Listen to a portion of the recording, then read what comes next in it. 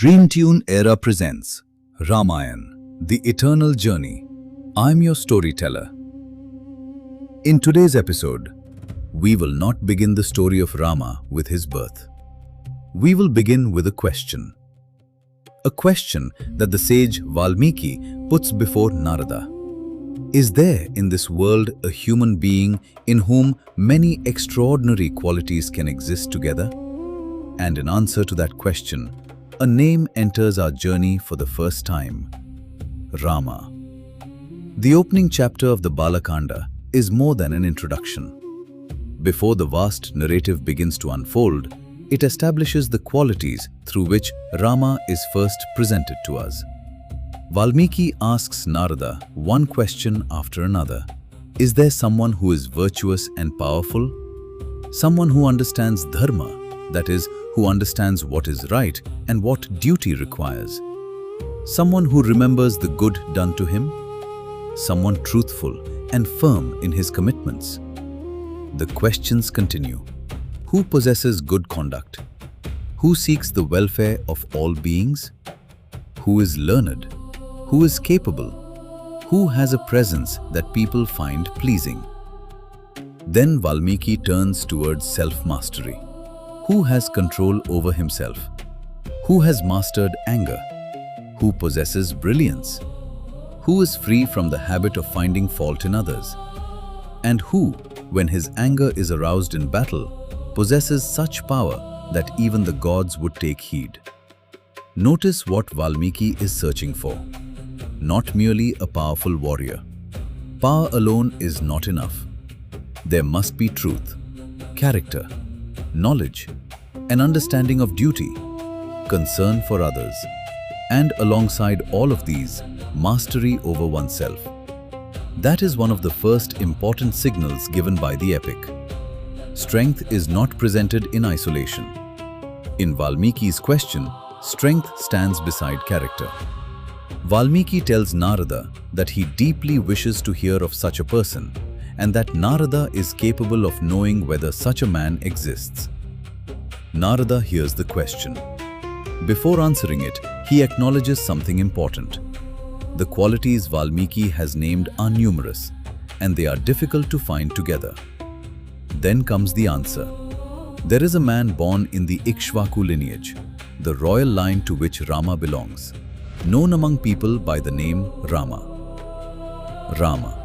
At the beginning of the Ramayana, his name appears as the answer to a question about human excellence. Narada begins describing him. Rama is self-controlled. He possesses great strength and courage. He is steadfast and capable of governing his senses. He is intelligent. He understands wise conduct. He speaks well. He possesses the strength to overcome enemies. The text also gives a detailed description of his physical and royal characteristics. Broad shoulders, powerful arms, a strong chest, and an imposing appearance. But Narada does not remain with outward appearance. He returns to character. Rama understands dharma. He is committed to truth. He is devoted to the welfare of his people. He possesses knowledge. He is pure in conduct and disciplined in mind. Narada's description uses grand comparisons to communicate Rama's stature. His gravity is compared with the ocean and his steadiness with the Himalaya. His courage, patience, gentleness, and generosity all become part of the portrait. And there is another important feature of these opening questions. Valmiki is not merely asking whether this person is good for his family or useful to his kingdom. Among the qualities he seeks is concern for the welfare of all beings.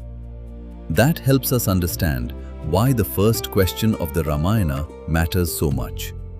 The main narrative has barely begun. We have not yet received the great description of Ayodhya.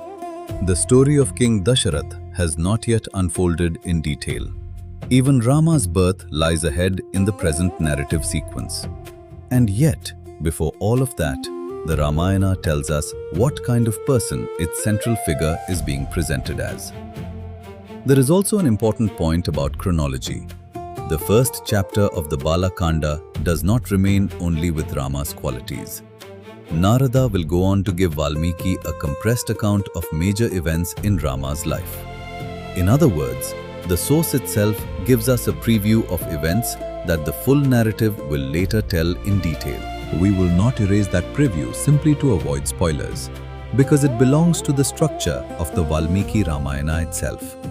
But we will hear it for what it is, a preview. For today, the question at the beginning is enough to stay with us.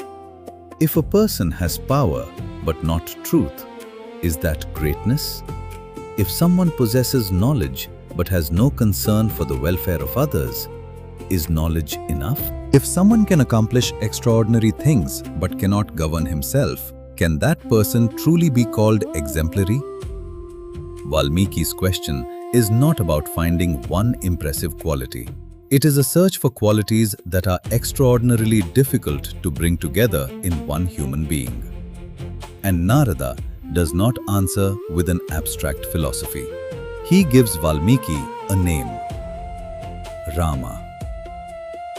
That is where our journey through the Ramayana begins. Not with a battle, not with a coronation, not with a miracle. With a question. Does such a person exist? And the answer to that question will lead us into a life that contains victory and separation, kingship and forest exile, difficult choices and their consequences. We will encounter those events when the text takes us there. For now, remember this beginning. The Ramayana first brings Rama before us as the answer to Valmiki's search for an extraordinary union of virtue, strength, truth, wisdom, concern for others, and self-command. In the next episode, Narada's account moves forward. His compressed narration begins to reveal the direction Rama's life will take. And we will keep one distinction clear throughout. What Narada gives Valmiki here is a preview of the story, not yet the story's present chronological action. Thank you for listening to Ramayan, The Eternal Journey, presented by DreamTune Era and produced by DreamTune Studio. We'll continue this journey together in the next episode. Until then, Namaste.